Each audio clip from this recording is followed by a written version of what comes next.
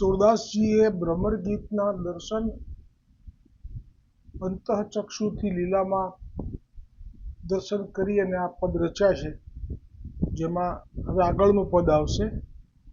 એટલે ગઈકાલના પદમાં આપને ગોપીજનોને જે ભાવ થયો, કેમ કે અહીંયા તો રાસનો અનુભવ કરાવેલો હતો, ત્યારે તો આપે કંઈ આવી રીતે યોગનું જ્ઞાન આપવાની ઈચ્છા નહોતી કરી. હવે તો આપે એ રાસનો અનુભવ કરાવી લીધો છે. પછી હવે આપ ઉદ્ધવજી પાસે જ્ઞાનનો ઉપદેશ મોકલો છો, એટલે આપને જે અંદરથી વ્યંગના ભાવ ઉત્પન્ન થયા, એમાં આપે કહ્યું ગઈકાલે કે જેવી રીતે આમ કે મથુરાના લોકો પર તો કોઈ વિશ્વાસ જ ના કરી શકે, કેમ કે મથુરાના લોકો એટલે કીધા કે એવું જાણવામાં આવ્યું એમનાથી કે વસુદેવને ત્યાં જન્મ્યા હતા ને પછી અહીંયા આવ્યા હતા. એટલે એવું કહ્યું કે મથુરાના લોકો પર તો વિશ્વાસ જ કરવો મુશ્કેલ થઈ ગયો છે. એ લોકો તો પેલા કોયલ જેવા છે, કેમ કે કોયલ જ્યારે પોતાનું ઈંડું મૂકે તો એ કોયલ આળસુ હોય છે, એટલે એ કાગડાના માળામાં ઈંડું મૂકી આવે છે. પછી એ ઈંડામાંથી બચ્ચું બહાર આવે અને બરાબર સમજણું થાય છે.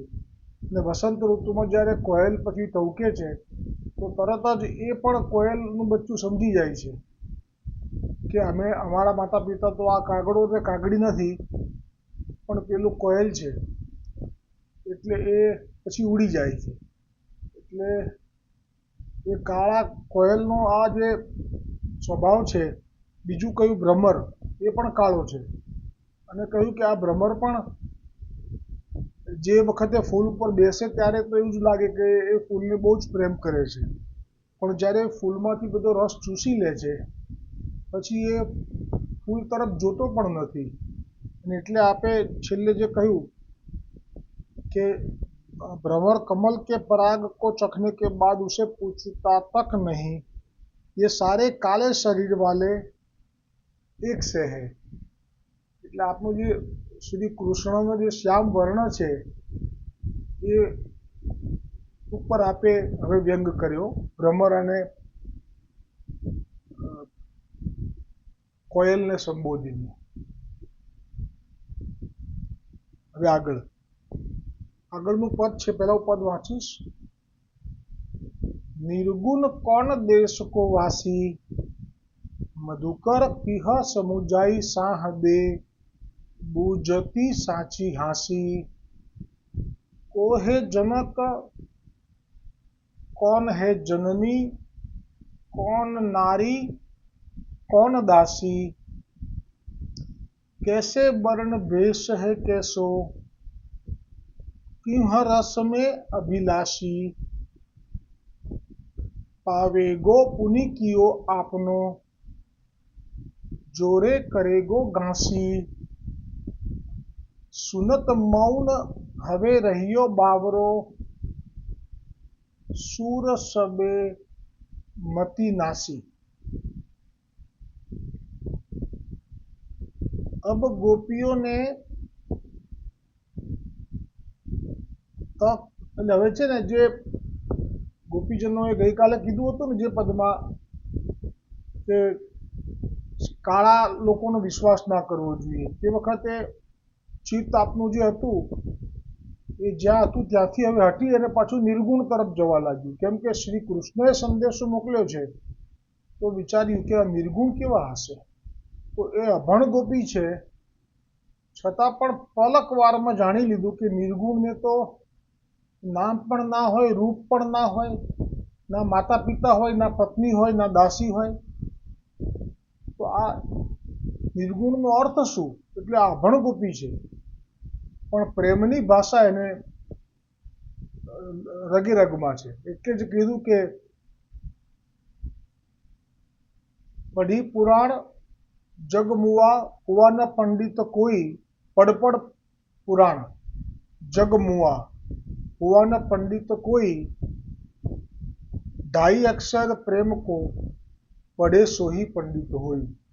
તો આ તો અભણ છે, પણ તો પણ જાણી ગઈ. આ કોઈ પંડિતને પણ સમજાય નહીં એ વાત આપ તરત સમજી ગઈ. એટલે કહ્યું કે તમારા આજે નિર્ગુણ તમે કહ્યું કે ધ્યાન ધરવાનું છે, શ્રી કૃષ્ણએ કેવડાવ્યું છે, તો એ નિર્ગુણ એ કયા દેશમાં વાસ કરે છે?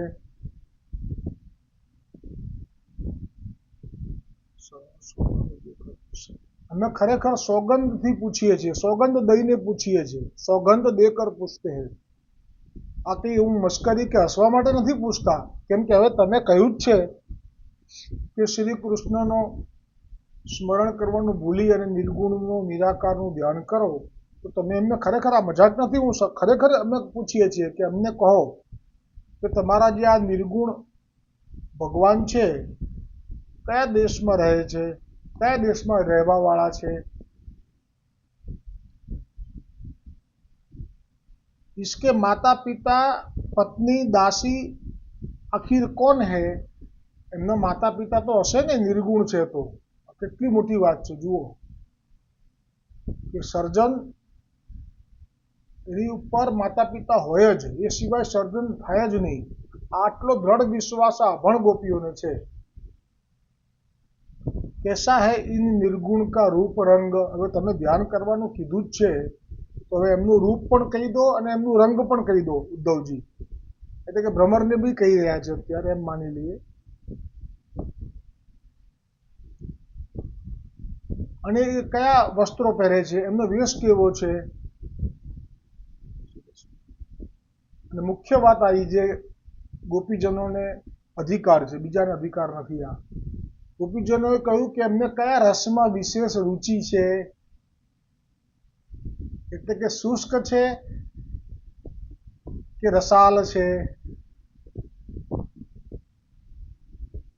यदि तुमने हमसे छल किया तो तुम पाप और दंड के भागी होंगे. અને જો હવે આ બે જણને કહે છે, આ ઉદ્ધવજી સંદેશો લઈને આવ્યા છે, તો ઉદ્ધવની જાણે એમ કહેવા માંગે છે કે ખરેખર આ કૃષ્ણએ કીધું છે કે તું છલ કરીને અમને આ સંદેશો આપે છે. મારું કૃષ્ણ તો આવું કોઈ દિવસ કહે નહીં. એક એ ભાવ છે. બીજો ભાવ છે કે જો શ્રી કૃષ્ણ તે અમને રાસમાં વિહારમાં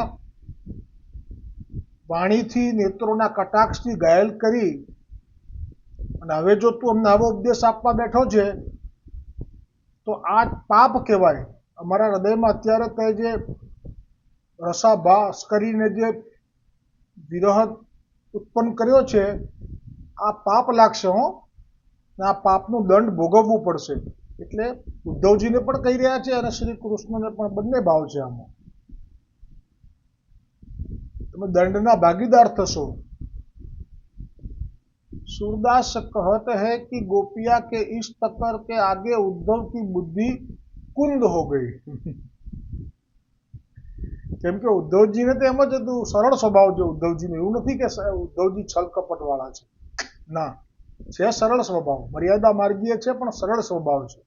એટલે ભાવ એવો જ છે એમનો કે એમને હું મારા સખાને રડતા જોયા છે અને એ કહે છે કે એ રડતા બંધ થાય તો હું રડતો બંધ થઉં. એટલે ભાવ આટલો જ છે કે હું ગોપીજનોને એવો જ્ઞાન આપી દઈશ ને કે જેવી રીતે હું અત્યારે શાંત છું, કૃષ્ણ ક્યાંય દૂર જાય છે કોઈ જગ્યાએ, જેમ કે હસ્તિનાપુર જાય કે ક્યાંય પણ જાય, તો મને વિરહ થતો નથી. કેમ કે મને તો મારા હૃદયમાં ભગવાન તો છે જ, બસ એમને એ ખબર નથી ને, એટલે હું એમને જ્ઞાન આપી દઈશ. આટલો જ ભાવ છે, એવું કંઈ નથી બીજું કશું. એ ગોપીઓને પીડવાનો ભાવ નથી. પણ આ તો ઉદ્ધવજીને જ્યારે આવું સાંભળવા મળ્યું કે તમે મારી સાથે આ છલ કરશો તો દંડના ભાગી થશો, પાપના ભાગી થશો. એટલે ઉદ્ધવજીને પાપની પણ ડર નથી, દંડનો પણ ડર નથી. પણ એક વિચાર આવ્યો કે કેવી શ્રી કૃષ્ણએ આ લોકો પર કૃપા કરી હશે કે આ લોકોને શ્રી કૃષ્ણનો આ મેં નિર્ગુણનો જે ઉપદેશ આપ્યો, જે ખરેખર એમનું કલ્યાણ કરનારો, હજી પણ જ્ઞાની છે એટલે જ ભાવ છે, કલ્યાણ કરનારો છે, પણ એ તરફ દ્રષ્ટિ પણ કરતા નથી. એવું શું કર્યું છે શ્રી કૃષ્ણએ વ્રજમાં રહીને કે એ લોકોને આ નિર્ગુણ તરફ દ્રષ્ટિ પણ જતી નથી? અને એવો કયો રસ આપ્યો છે એ મને એમ પૂછે છે કે નિર્ગુણને કયા રસમાં રુચિ છે?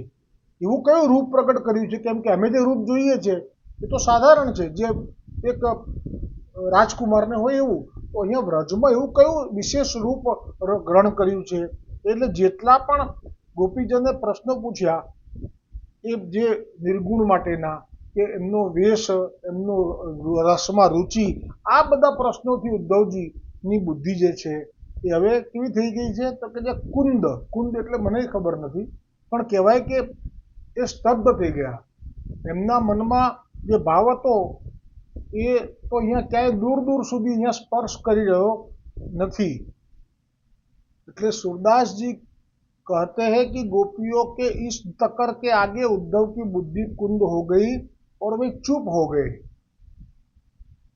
लेकिन गोपिया के व्यंग खत्म न हुए, वे कहती रही. હવે આગળનું પદ સાથે છે એટલે લઈ લઈએ છીએ જોડે. जोग ठगोरी बर्ज न बिके है, मुरी के पातिन के बदले को मुक्ताफल दे है. यह व्यापार तुम्हारो उदो ऐसे ही धर्यो रहे, जिन पे ते ले आए उदो तिन्ही के पेट समे है.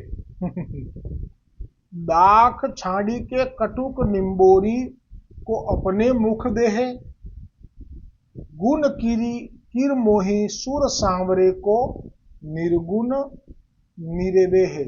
આપણે એક જ પદનો આગ્રહ રાખીએ, પદ આનંદ આવશે. આમાં તો સરખામણી કરશે કે તું અમને શું આજે એક આટલું વાંચ્યું તો પદ વાંચ્યું તો એક લઈ લઉં છું તો કે તું શું અમને મૂળા, ભાજી મૂળા આવે ને પેલા શાકભાજીના મૂળા, એ મૂળાના જે પાંદડા આવે ને ભાજી, તું શું મને મૂળાના ભાજીના પાંદડાના બદલામાં આ માણેક મોતી એટલે કે મુક્તા ફલના જે કિંમતી મોતી છે એ તું લઈ લેવા આવ્યો છે. એટલે એમ કે છે કે તું અમને નિર્ગુણ નિરાકારનું ધ્યાન કરવાનું કે છે તો મૂળાની ભાજી જેવું છે. અને અમારી પાસે જે છે જે ઉદ્ધવને ખબર નથી એટલે સમજાવે છે એ તો બધું પેલા મુક્તા ફલના મોતી જેવું છે. તો શું તું એના બદલામાં અમારી પાસે આ માગીશ? એ ભાવને એ પદનું આપણે કાલે જ દર્શન કરીશું. બોલો सूरदासजी महाराज की जय हो. सूरदासजीને આ જે શ્રીમદ ભાગવતના 10મ સ્કંદમાં પ્રવેશ કરાવ્યો હતો સર્વપ્રથમ, એ સર્વ પુષ્ટિ માર્ગીય વૈષ્ણવોના અને સમગ્ર જગતના અને બ્રહ્માંડોના ગુરુ એવા મહાપ્રભુજી વલ્લભાચાર્યજી કી જય હો.